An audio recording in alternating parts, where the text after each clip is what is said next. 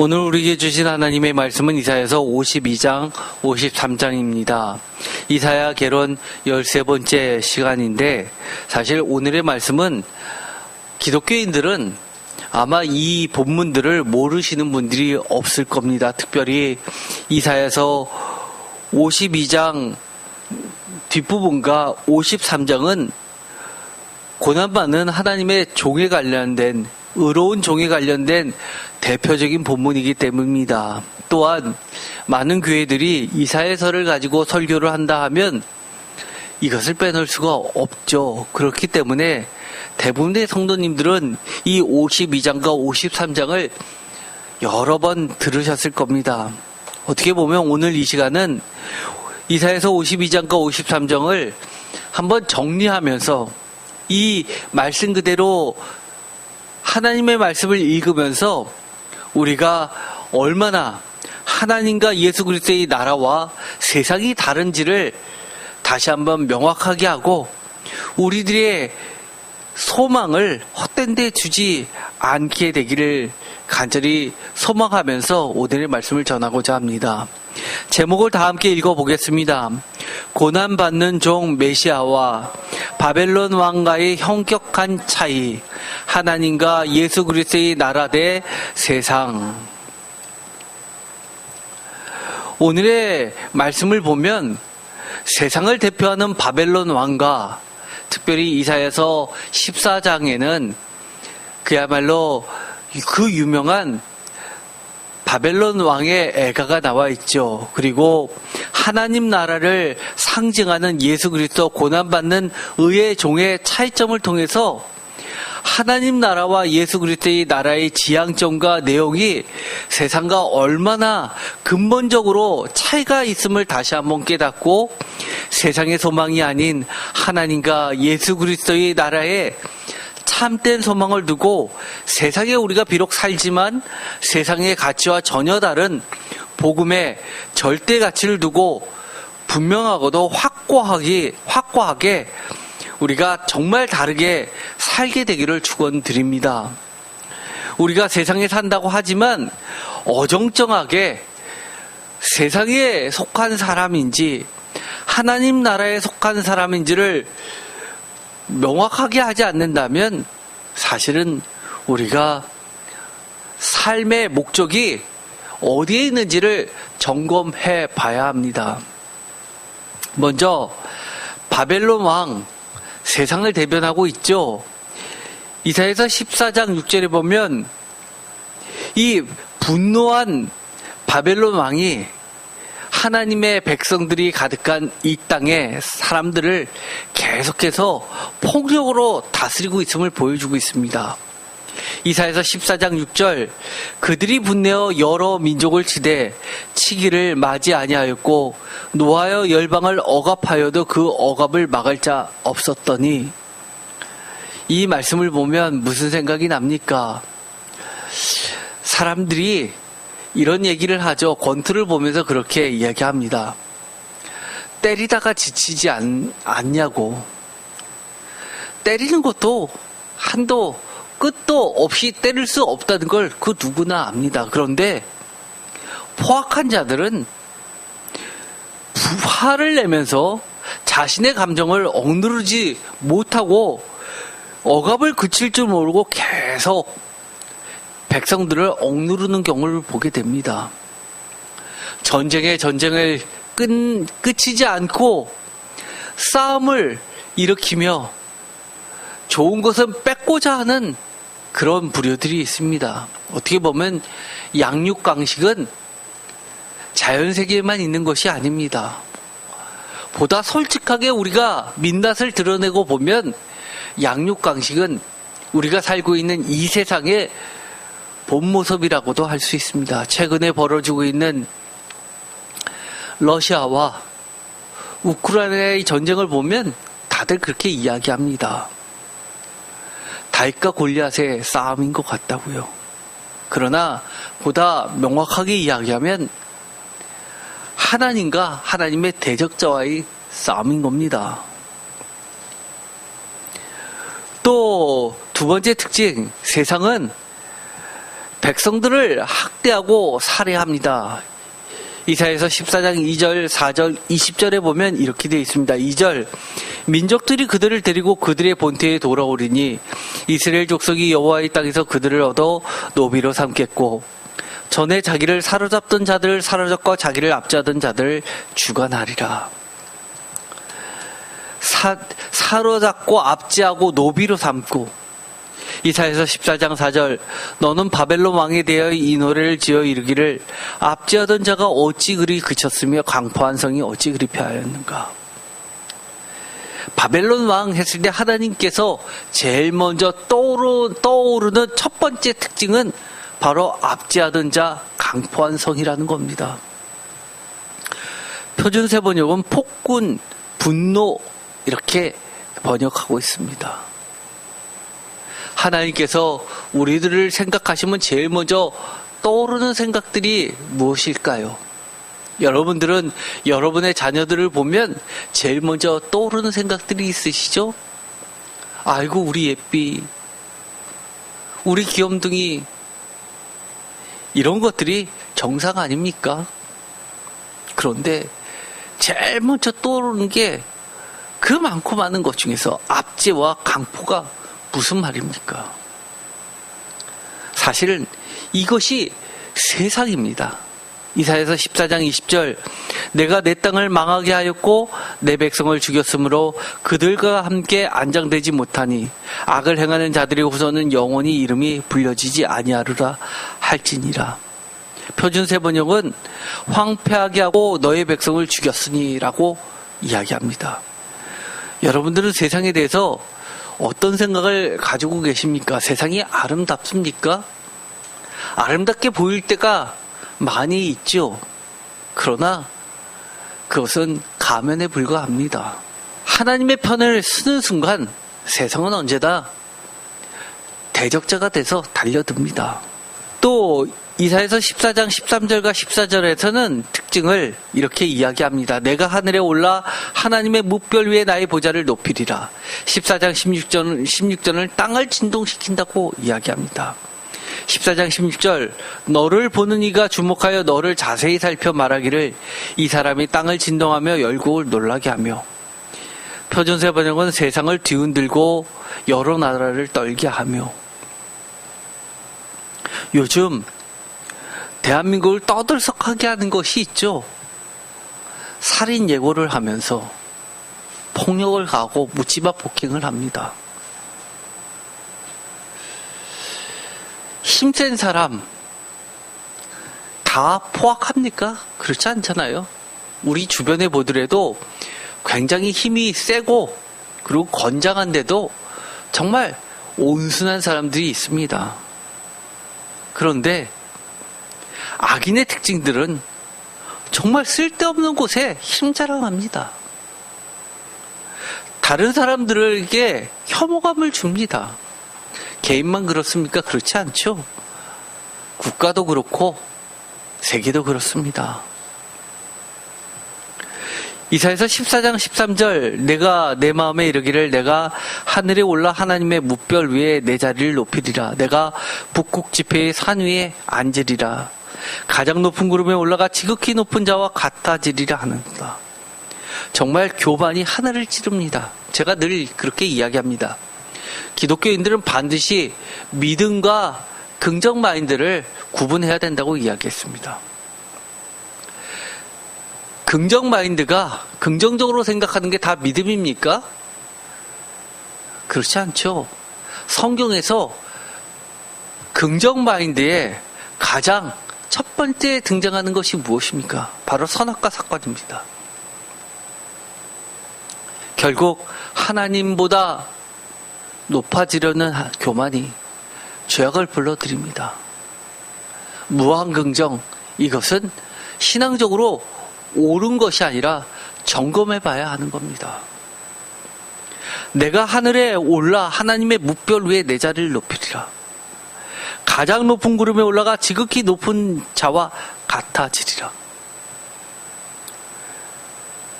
내 자리를 높이리라. 높은 자와 같아지리라. 가장 높은 구름에 올라가리라. 뭐 여기까지는 그렇다 치는데 왜 올라가더라도 하나님의 자리에 앉으려고 할까요? 하나님의 자리에 앉으면 내가 하나님처럼 모든 것을 차지우지할 수 있다고 생각하기 때문 아닙니까? 내 마음대로 해더라도 그 누가 나를 건들 수 없다고 생각하는 것 아닙니까? 법이 뭐라고 했든 사회적 규범이 어떻든 무시하고 내 마음대로 하면 된다라고 생각하는 절대 강자, 그것이 악인의 꿈입니다. 반면에 이렇게 이사야서 14장 5절에서는 이야기합니다. 여호와께서 악인의 몽둥이와 통치자의 귤을 꺾으셨도다. 하나님께서는 반드시 악인의 몽둥이와 통치자의 귤을 꺾으신다고 했습니다. 그런데 여기 보면 악인의 세상의 특징에 악인 이렇게만 해도 모자르신지 악인 하면 몽둥이와 귤라고 이야기합니다. 통치자의 권세, 통치자의 홀이라고 번역하고 있습니다. 이사야서 14장 11절 내 영화가 수월에 떨어졌으며 내 비파소리까지로다. 구더기가 내 아래 깔리며 지렁이가 너를 덮어도다.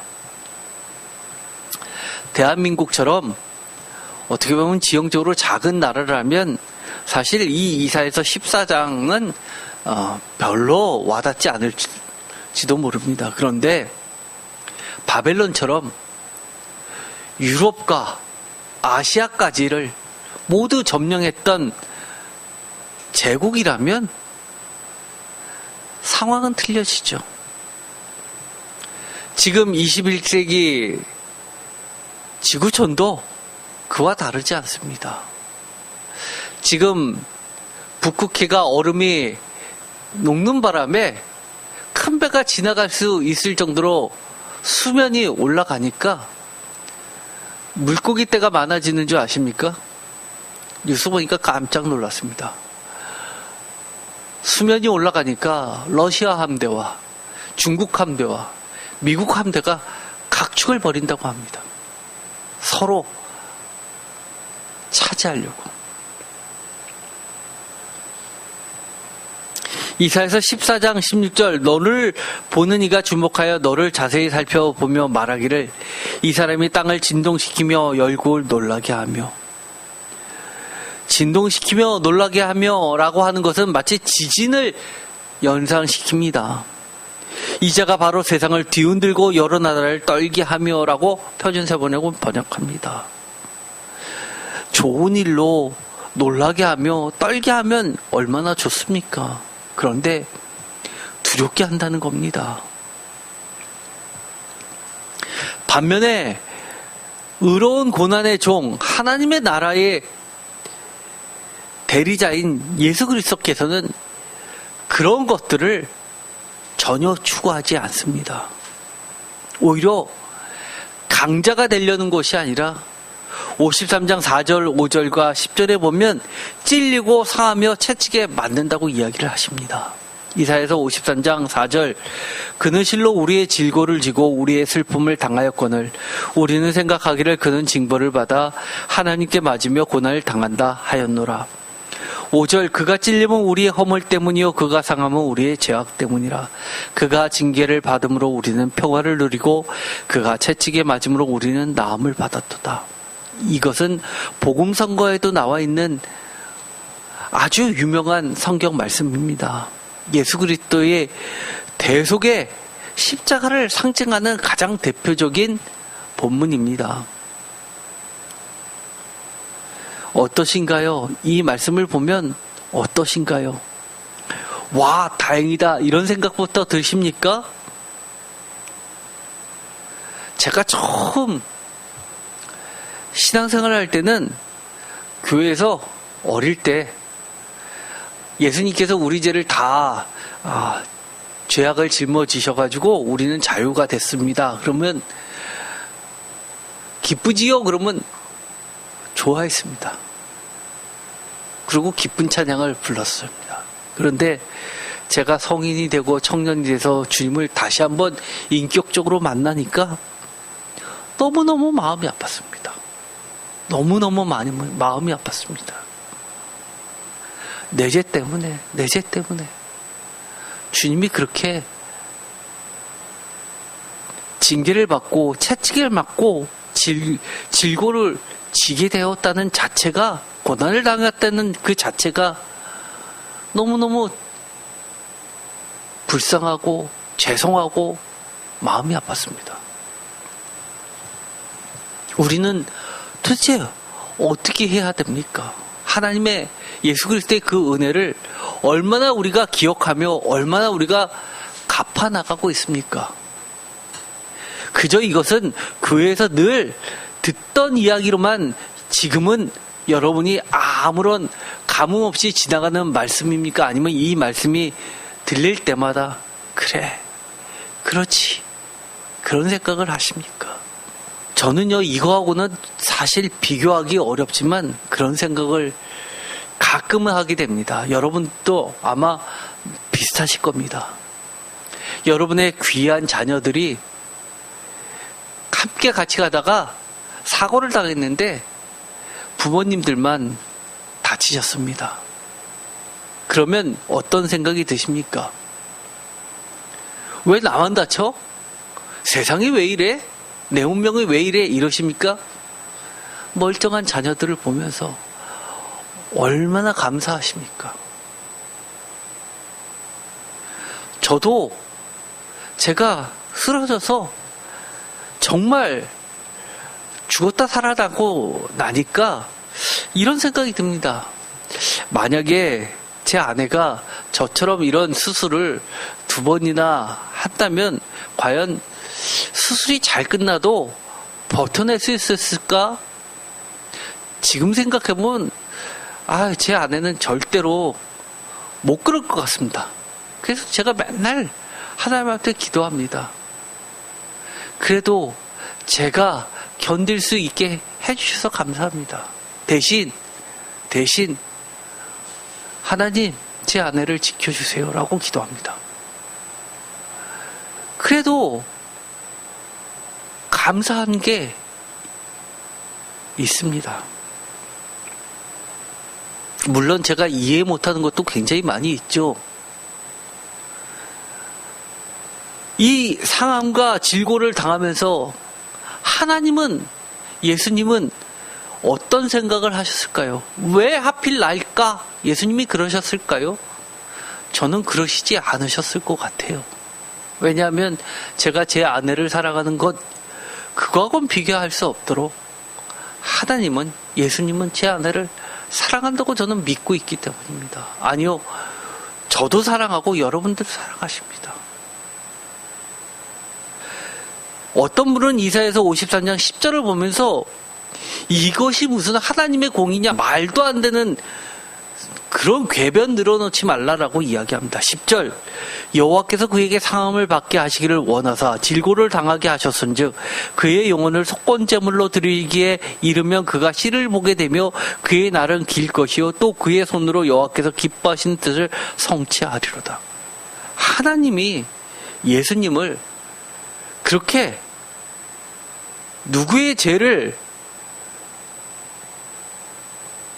짊어지라고 죽게 하셨다? 이것처럼 사실 말이 안 되는 게 어딨냐고 그런 얘기를 하신 적이 있었습니다. 이성적으로는 말이 안 되죠. 그러나 우리가 사랑을 배우게 되면 말이 됩니다. 사랑을 모르기 때문에 그런 겁니다. 정말 지식적으로 하나님의 말씀을 많이 알면 뭐합니까? 우리가 인격적으로 하나님을 만나야죠. 오히려 하나님은 기뻐하셨다고 합니다. 왜요? 하나님은 정말 나음을 받기를 원하셨기 때문입니다. 이사야서 53장 2절, 그는 주 앞에서 자라나기를 연한 순 같고 마른 땅에서 나온 뿌리 같아서 고운 모양도 없고 풍채도 없은즉 우리가 보기에 흠모할 만한 아름다운 것이 없도다. 여러분은 어떻게 생각하시나요? 예수님이 그렇게 흠모할 만한 아름다운 것이 있다고 생각하십니까? 아니면 없다고 생각하십니까? 하나님을 믿고 예수 그리스도를 만난 사람은 정말 있다고 고백할 겁니다. 그런데 사실 세상적 기준으로 봤을 때는 흠모할 만한 것이 과연 있을까요? 세상 사람들이 흠모하는 게 뭡니까? 심지어 시당인들도요, 성도들도 교회는 크고 아름다워야 된다고 생각합니다. 목사님은 많은 사람들이 존경받게 명예가 있어야 된다고 생각합니다. 그래서 교회 성도수가 별로 없는 교회, 작은 교회, 사람들은 다니기 싫어합니다. 그러면서 이렇게 이야기하죠. 작은 교회는 시스템이 없어서 안 돼. 우리가 시당인이라고 하면서 도대체 무엇을 흠모하십니까? 우리의 자녀들은 무엇을 향해 달려가기를 원하십니까? 이사야서 53장 11절 그가 자기 영혼에 수고한 것을 보고 만족하게 여길 것이다. 나의 의로운 종이 자기 지식으로 많은 사람을 의롭게 하며 또 그들의 죄악을 친히 담당하셨더라. 이 53장 11절은 너무너무 중요한 본문입니다. 왜요? 하나님께서 예수 그리스도를 명확하게 나의 의로운 종이라고 그렇게 타이틀로서 주셨기 때문입니다. 쉽게 말해서 예수 그리스도가 뭐냐라고 하면 하나님의 의로운 종입니다. 그런데 이 예수님은 무엇으로 많은 사람을 의롭게 한다고 했습니까? 자기 지식으로. 이걸 이야기하니까 사람들은 그렇게 생각합니다. 마치 이 지식이 대학교에서 상아탑을 쌓는 것처럼 생각하시는데 이 지식은 그런 지식이 아닙니다. 늘 이야기했죠. 하나님을 참되게 아는 지식, 인격적으로 만나는 지식입니다. 인격적으로 만나려면 어떻게 해야 됩니까? 성경 말씀을 알아야죠. 성경 말씀에 대한 지식도 없으면서 내가 하나님을 제대로 믿고 있다? 그것처럼 어리석은 말이 어디 있습니까? 하나님께서 명확하게 성경에서 이것은 하나님이 기뻐하시는 것, 이것은 하나님이 싫어하시는 것을 알려주시는 것을 우리가 많이 우선 배워야죠. 그래야지만 우리가 하나님의 기뻐하시는 길로 갈 수 있는 겁니다. 예수 그리스도께서는 제자들에게 참된 지식을 가르쳐 주셨습니다. 그리고 그것이 성경책으로 우리 손에 쥐어지고 그렇기 때문에 우리는 성경책을 보면 예수님이 보이는 겁니다. 예수님이 직접 우리에게 가르쳐 주시는 것이고 또 예수 그리스도를 통해서 우리가 하나님을 직접 만나는 겁니다. 이사야서 53장 2절 그는 주 앞에서 자라나기를 연한 순 같고 마른 땅에서 나온 뿌리 같아서 고운 모양도 없고 풍채도 없은즉 우리가 보기에 흠모할 만한 아름다운 것도 없도다. 그는 멸시를 받아 사람들에게 버림받았고 강고를 많이 겪었으며 질고를 아는 자라. 마치 사람들이 그에게 얼굴을 가리는 것 같이 멸시를 당하였고 우리도 그를 귀히 여기지 아니하였도다. 이것은 아까 읽었었던 말씀이죠. 맞습니다. 최소한 우리라도 주님을 정말 귀히 여겨야 되지 않겠습니까? 그런데 참 저도 딜레마 중에 하나입니다. 하나님께서 그처럼 귀하게 여겼던 하나님의 아들 예수 그리스도를 우리가 만나고 나서 너무 귀해서 사실 저희도 많은 사람들에게 이 귀한 예수님을 소개를 시켜드리고 전도를 하고 싶은데 사실 그게 쉽지 않습니다. 여러분들도 전도하려고 꽤 노력해보셨죠? 쉽지 않습니다. 그러나 우리가 계속 노력해야죠. 성령님께 간구하면서 하나님께 기도하면서 정말 이 귀한 예수님을 우리라도 귀하게 여기면서 계속 전도해야 합니다. 메시아 고난받는 종의 바벨론 세상과 다른 반전의 삶에 대해서도 이야기를 하고 계십니다. 바벨론 세상은 어떤가요?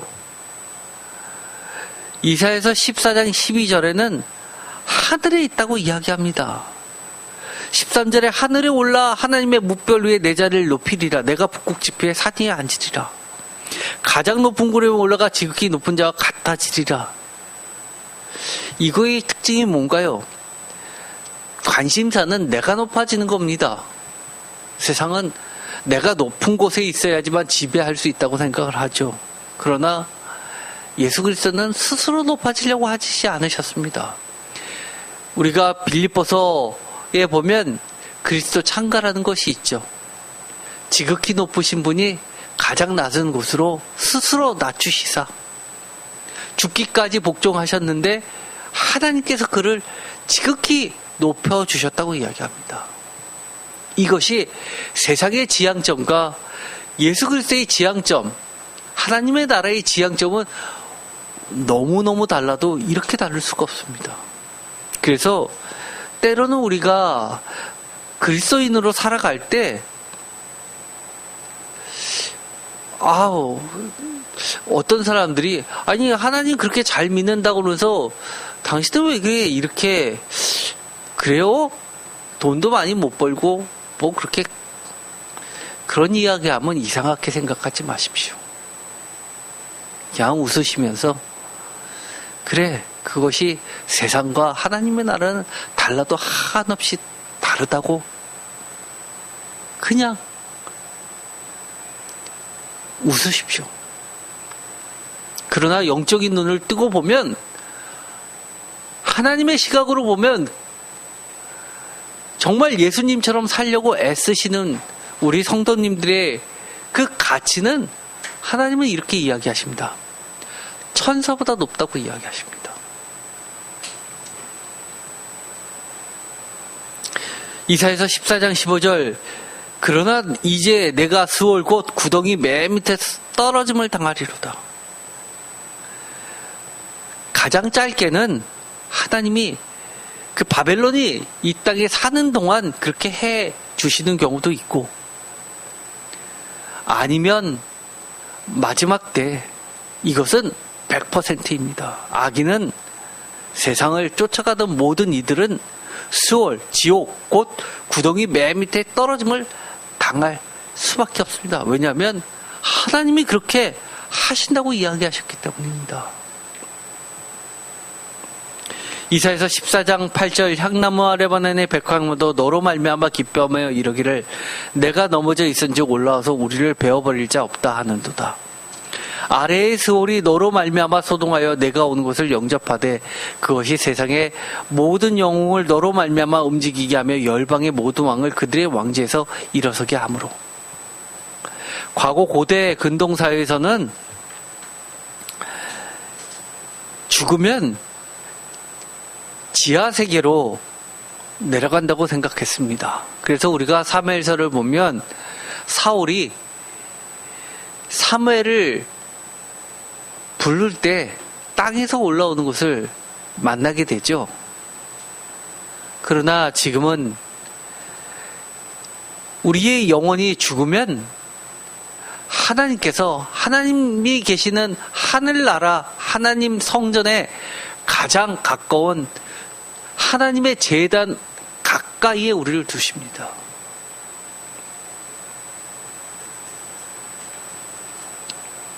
이사야서 14장 10절 그들은 다 내게 말하여 이르기를 너도 우리와 같이 연약하게 되었느냐 너도 우리와 같이 되었느냐 하리로다. 표준세번역은 이렇게 이야기합니다. 너도 별 수 없이 우리처럼 무력해졌구나. 우리와 똑같은 신사가 되었구나. 11절 내 영화가 스올에 떨어졌으며 내 비파 소리까지로다. 구더기가 내 아래 깔리며 지렁이가 너를 덮었도다. 12절 너 아침의 아들 계명성이 어찌 그리 하늘에서 떨어졌으며 너 열국을 엎은 자여 어찌 그리 땅에 찍혔는고. 떨어져서 땅바닥에 나뒹굴다니라고 이야기합니다. 우리가 세상의 끝을 모른 척하면 안 됩니다. 우리가 긴 여행을 떠날 때 항상 마지막을 생각하면서 출발합니다. 그러지 않은 사람이 있을까요? 심지어 사업을 해도 망대가 세워지고 또 그 비용이 얼마가 드는지를 계산하고 시작하지, 일단 시작해보고 중간에 부도 날 것을 계산해보지 않고 시작하는 사람이 있습니까? 다 계산해도 요즘에 특히 어려운 게 뭡니까? 건설비가 갑자기 폭등하고 또 이자가 폭등해서 다 계산해 넣는데도 불구하고 어려움을 겪는 분들 아닙니까?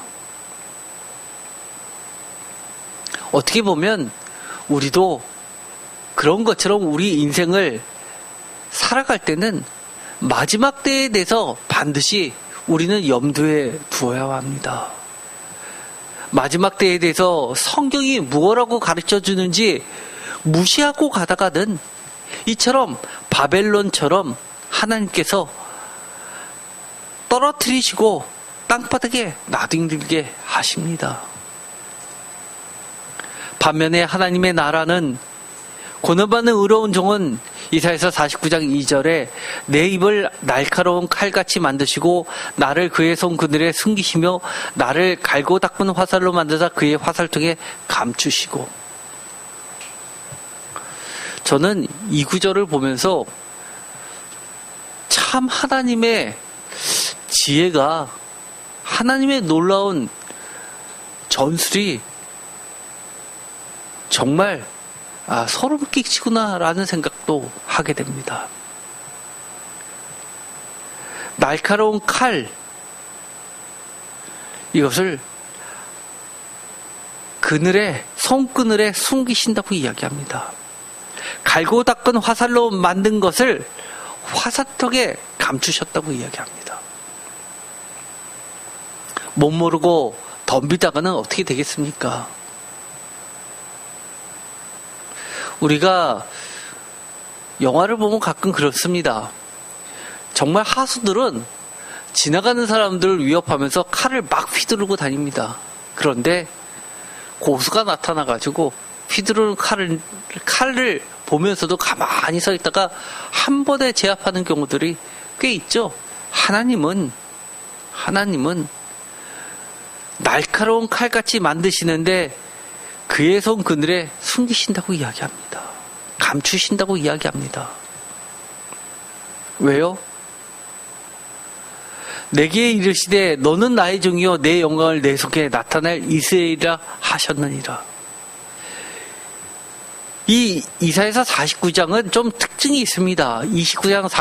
이사야서 49장도 보면 우리가 흔히 이야기하는 메시아에 관련된 이야기로 이야기합니다.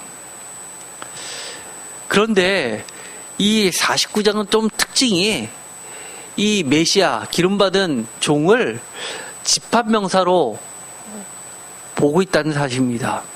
예를 들어서 예수 그리스도는 개인이죠.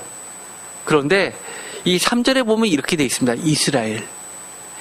즉 이스라엘이란 민족 전체를 하나의 집합 전체로 본다는 겁니다. 하나로 본다는 겁니다. 다른 말로 이야기하면 뭘까요? 우리 성도님들도 개인이자 하나님 앞에서는 집합명사일 수 있습니다. 그래서 나의 종, 내 영광을 내 속에 나타낼 것이다 라고 이야기합니다. 그래서 유대인들은 이것을 근거로 해서 이 49장은 예수 그리스도를 나타내는 본문이 아니라고 이야기합니다. 그러나 많은 기독교의 학자들은 뭐라고 이야기합니까? 예수 그리스도는 개인도 되지만 집합명사도 됩니다. 왜요? 예수님은 한 분이시기도 하지만 온 인류를 대변해 주시는 온 인류의 집합명사이기 때문입니다. 이사야서 53장 2절 그는 주 앞에서 자라나기를 연한 순 같고 마른 땅에서 나온 뿌리 같아서. 52장 13절 보라 내 정이 형통하리니 밭들어 높이 들려서 지극히 존귀하게 되리라. 그가 밭들어 높임을 받고 크게 존경을 받게 될 것이다. 우리가 때로는 신앙생활을 할 때 많은 갈등을 하게 됩니다.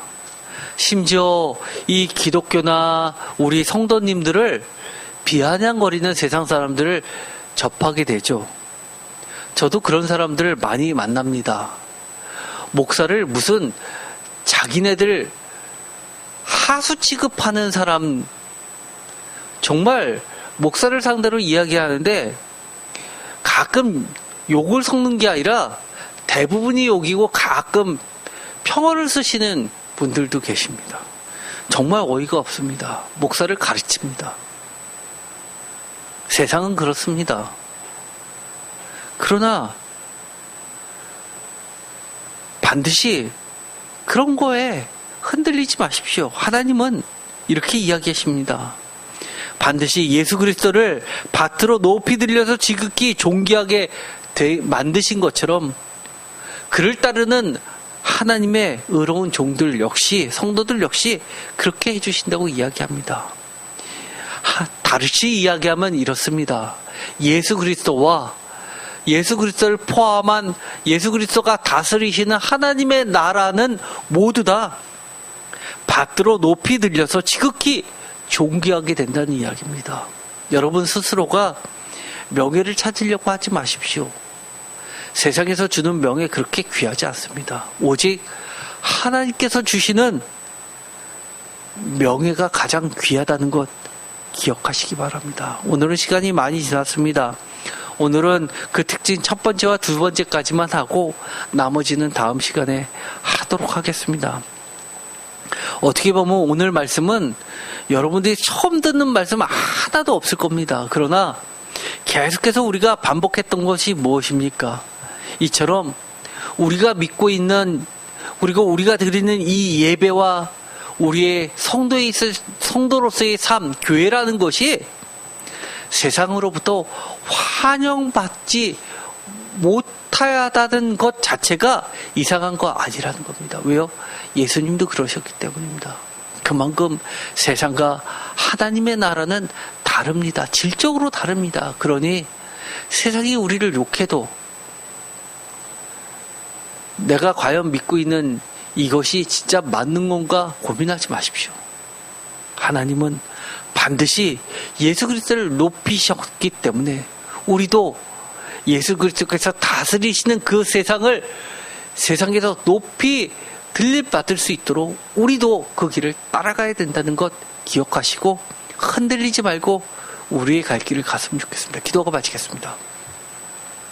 하나님 감사합니다. 우리는 신앙생활을 하면서도 하나님에게도 칭찬받고 세상에서도 명예 얻고 귀히 여김 받는 것만을 원하고 있을 때가 많습니다. 하나님 용서하여 주시옵소서. 주님이 멸시를 받았고 질고를 받았고 형벌을 받을 때 다행이다라고만 생각했다면 용서하여 주시옵시고 주님의 그 고난에 우리도 동참하면서 예수 그리스도께서 꿈꾸셨던 하나님 나라를 우리도 함께 만들어가게 하여 주시옵소서. 조금 더 세상에서 추구하는 그 세상의 가치를 귀하게 여기지 않게 하시고 오직 예수 그리스도의 하나님 나라를 절대 가치로 두고 살아가는 귀한 성도님 모두 되게 하여 주시옵소서. 예수 그리스도의 이름으로 기도드립니다. 아멘.